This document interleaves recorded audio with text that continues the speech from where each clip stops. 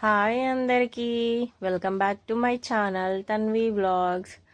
తన్వి వ్లాగ్స్లో నేను ఈరోజు దొండకాయ ఫ్రై చేయడం చూపిస్తా అండి. చాలా టేస్టీగా ఉంటుంది దొండకాయ ఫ్రై. మామూలుగా మనం కూరలాగా కాకుండా ఇలా ఫ్రై చేసి పెట్టండి, పిల్లలు కూడా ఇష్టంగా తింటారు. పిల్లలు మనకు కూర తినమంటే తినరు కదా, ఇలా అయితే చాలా ఇష్టంగా తింటారు.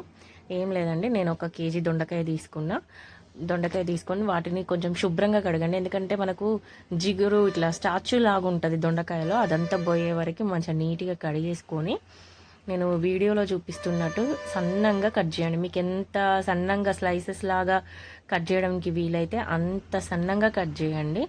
లావుగా ఉంటే ఫ్రై అంటే ఒక దొండకాయ ముక్కగా ఫ్రై అవ్వడం, ఒకటి ఫ్రై అవ్వకపోవడం అలా అవుతుంది. మనం ఎంత సన్నంగా కట్ చేసుకుంటే అంత మంచిగా ఫ్రై అవుద్దండి.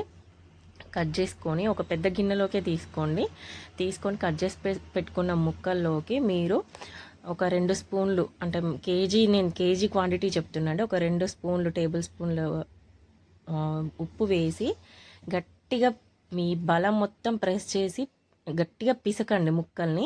ఎందుకంటే అది మనకు స్టాచ్యూ లాంటిది ఉంటుంది అని అన్నా కదా, అదంతా పోతుందండి. పొయ్యి ముక్క అనేది మనకు కొంచెం మెత్తగా అవుద్ది. అందరికీ డౌట్ వస్తుందేమో ఏంటంటే, బెండకాయలను అట్లా విసుకుతే దాంట్లో ఉన్న ప్రోటీన్స్ అన్నీ అవి పోతాయి కదా అని అందరు అనుకోవచ్చు. కానీ అవేం పోవండి, మనకి ఫ్రై అవ్వడానికి బాగుంటుంది, మంచిగా ఫ్రై అవుతుంది. మీరు అలా గట్టిగా పిసికేసి 1-2 నిమిషాలు పక్కన పెట్టండి. ముక్క అనేది బాగా మెత్తగా అవుతుంది. మంచిగా మనము ఇట్లా చేత్తో పట్టుకొని ఇట్లా పిసికి మనం ఆయిల్లో వేసుకునేలాగా మెత్తగా అవుతుంది. అలా కలుపుతూ ఉండండి. కలిపేసి ఒక 5-10 నిమిషాలు పక్కన పెట్టండి. మీకు వీలైతే మీరు పసుపు కూడా వేసుకోవచ్చు, దాంట్లోనే పసుపు వేసి కూడా గట్టిగా పిసుకోవచ్చు. నేను మాత్రం సాల్ట్ వేసే పిసికా. చాలా బాగుంటుందండి. ఇట్లా చేసి చూడండి, మీరు ఒకసారి ట్రై చేయండి. తర్వాత ఒక కడాయి పెట్టుకోండి. కడాయి కొంచెం హీట్ అయిన తర్వాత అప్పుడు ఆయిల్ వేయండి. ఆయిల్ బాగా హీట్ అయ్యే వరకే ఉంచండి. మామూలుగా మనము ఆయిల్ వేసిన వెంటనే దొండకాయలు వేయకండి. బాగా హీట్ అయిన తర్వాత అప్పుడు మనము గట్టిగా పిసికి పెట్టిన ఈ దొండకాయల్ని మీరు చేత్తో ఎంత బలంగా విసుకగలుగుతారో అంత బలంగా విసుకుతే దాంట్లో ఉన్న వాటర్ అంతా పోయి పోయి అప్పుడు మనము కడాయిలో వేయండి. పిసుక్కుంటూ ఆ వాటర్ అంతా తీసేసుకుంటూ కడాయిలో వేయండి. వేసి ఒక 5 నిమిషాలు వదిలేయండి. వదిలేసిన తర్వాత చూడండి, నేను వీడియోలో చూపిస్తున్నట్టు అలా ఫ్రై అవుతూ ఉంటాయి. అలా అంటే మనం దొండకాయ ఫ్రై ఇది ఎప్పుడైనా మనం హై ఫ్లేమ్ మీదనే చేయాలండి. మామూలుగా మనం కూర చేస్తే ఏంటంటే సిమ్లో పెట్టుకొని మూత పెట్టుకొని మగ్గించుకుంటే అది చాలా మగ్గుతుంది. కానీ మనం దొండకాయ ఫ్రైకి అలా కాదు, కొంచెం హై ఫ్లేమ్ మీదనే పెట్టవచ్చు. హై ఫ్లేమ్ మీద చేస్తూ ఉంటే అది చాలా మగ్గుతూ ఉంటుంది. మీరు కొంచెం పసుపు వేసుకోండి. సగం మగ్గిన తర్వాతనే పసుపు వేయండి. సాల్ట్ మాత్రం వేయకండి, ఎందుకంటే మనం సాల్ట్లో పిసికాం కాబట్టి టేస్ట్ అనేది మనం లాస్ట్కి చూసుకొని వేసుకుంటే బాగుంటుందండి. ముందే వేయకండి, ఉప్పు ఎక్కువైపోతుంది. పసుపు వేసిన తర్వాత మళ్ళీ ఒక 2 నిమిషాలు అటు ఇటు కలిపి మళ్ళీ వదిలేయండి.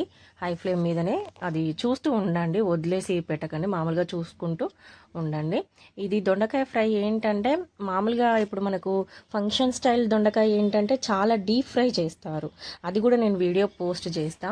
అది డీప్ ఫ్రై చేస్తారు. ఇది మనం అలా కాదు, తక్కువ నూనెలో చాలా టేస్టీగా ఉంటుంది. మళ్ళీ తర్వాత కూడా మీరు ఒకసారి కదిపి మళ్ళీ ఒక 2 నిమిషాలు వదలండి.